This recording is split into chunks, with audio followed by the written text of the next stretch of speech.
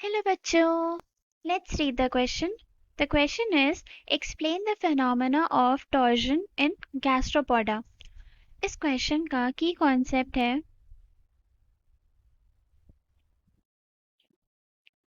Torsion. Torsion क्या है? गैस्ट्रोपोडेंस की लाइफ साइकिल में लार्वल स्टेजेस जब डेवलप हो रहे होते हैं उस टाइम पर ट्विस्टिंग होती है. उसी ट्विस्टिंग को टॉर्जन बोलते हैं. और ये ट्विस्टिंग में क्या होता है? This is the process by which mantle cavity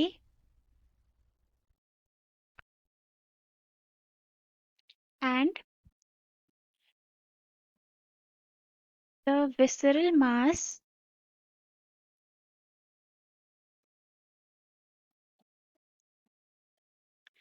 is rotated by 180 degree in anti-clockwise direction.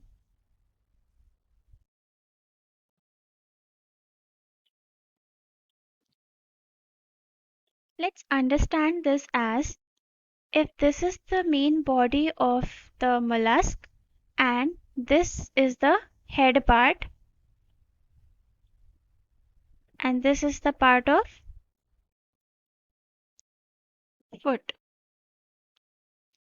ये जो बीच वाला पोर्शन है यहाँ पर जो भी पार्ट्स थे वो पहले स्ट्रेट थे. ये माउथ टू एनस स्ट्रेट जा रहा था. But in the process of torsion ये लूप कर जाता है. ये पूरा 180 डिग्रीज एंटी क्लॉकवाइज मूव कर जाता है. इसी प्रोसेस को बोलते हैं टॉर्जन.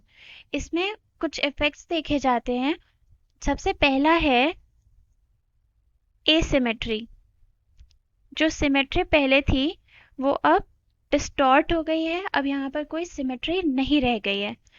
और इसके साथ साथ लूपिंग हो जाती है एलिमेंट्री कैनाल में.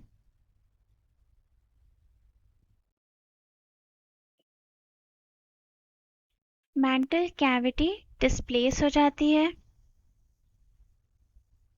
और ये डिस्प्लेस होके आगे आ जाती है.